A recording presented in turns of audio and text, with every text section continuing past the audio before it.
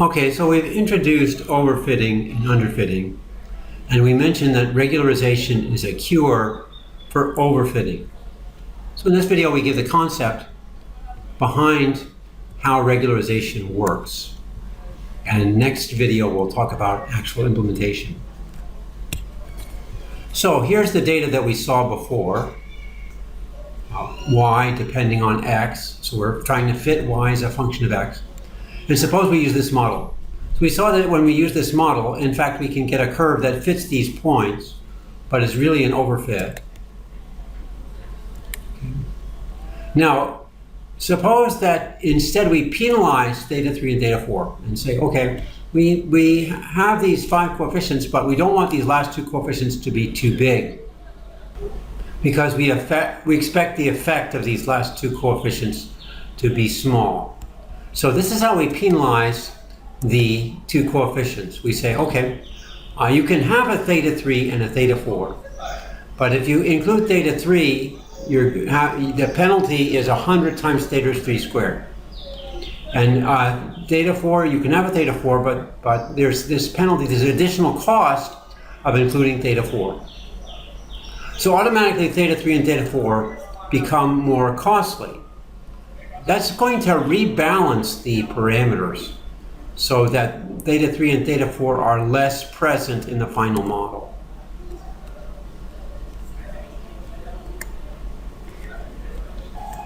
So for instance, the solution with theta 3 and theta 4 equal to 0 becomes a lot more attractive, because every time you add theta 3 and theta 4, you're adding these large penalty.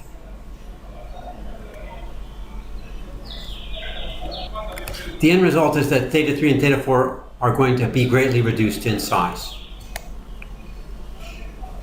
So it's almost the same thing as saying you can't have theta 3 and theta 4. You can control this limitation on theta 3 and theta 4 by adjusting the size of the penalty coefficient. And we'll talk about that more in a little while.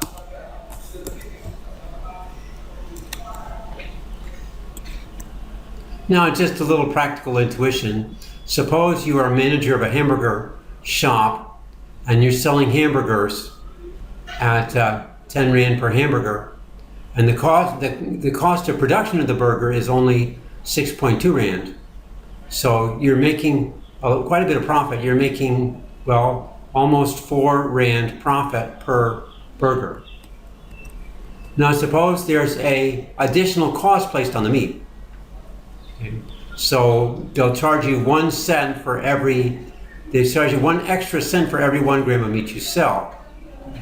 Right? So that's definitely going to increase the cost. Right? You have this additional cost term that says whatever meat you put into the burger, you have to multiply by 0.01 and add that to the cost. And if you are measuring meat in grams, and that's 200 grams, that's quite a bit of cost.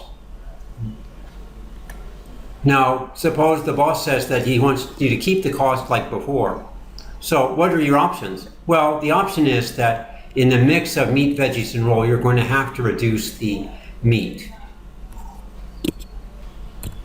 So that's the idea. If there's a penalty on any of the features, then that feature is going to figure less in the solution if you want to keep the cost down.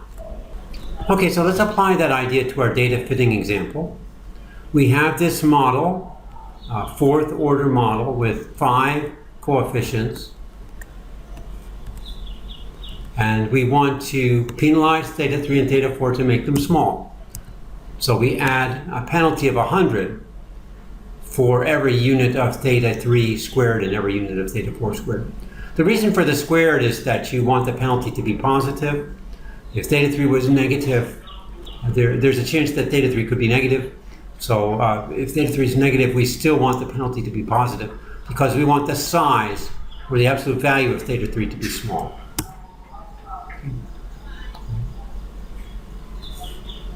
So this is going to, as I said, this is going to rebalance your minimization so that solutions with smaller theta 3 and theta 4 are favored.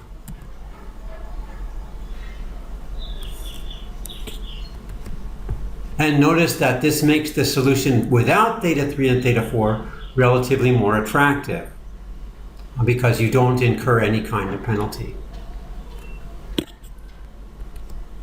Now in the example we just saw, we targeted the particular high order terms and we put weights on those to penalize those. But in practice we're not sure which features we need to regularize. So we can regularize all of them. Now here it says regularize all except theta 0. Now why wouldn't you regularize theta 0?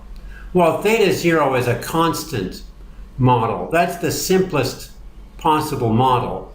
So in order to make your model as simple as possible, you don't want to control theta 0. You want theta 0 to explain as much of your model as you can. So you're not going to put a penalty on theta 0. So we add all the penalties to the cost function. Right? So here we take the regular cost function and we add penalties, squared penalties, for each of the features. Now we'll see later why there's a 1 over 2m here. Basically because there's a 1 over 2m in the j term, so we want to combine the two terms with a common denominator. But that 1 over 2m is somewhat arbitrary. All right, so j is the normal cost function that we had before, and we can apply this either for linear or for logistic regression. We don't regularize theta 0, so the j index starts from 1 and not 0. And notice it runs up to n. N is the number of features, not the number of data points, because you're making a penalty for each feature. So lambda is called the regularization parameter. So it controls how important the regularization part is to the overall optimization. If lambda equals 0, then there's no regularization at all, and you get the ordinary either linear regression or logistic regression that we had before. Okay. On the other hand, setting lambda up to be very, very high would mean that you don't even care about the cost, you just care about the thetas being small. So the higher you set lambda, the more the thetas are going to tend to 0.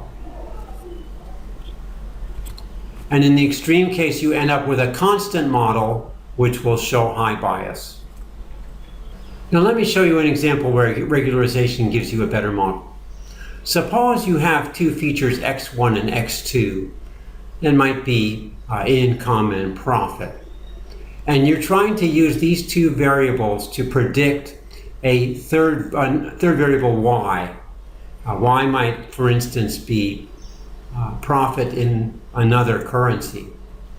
Right? Now, suppose that in fact y is simply related to x1 in this way, y equals 5x1.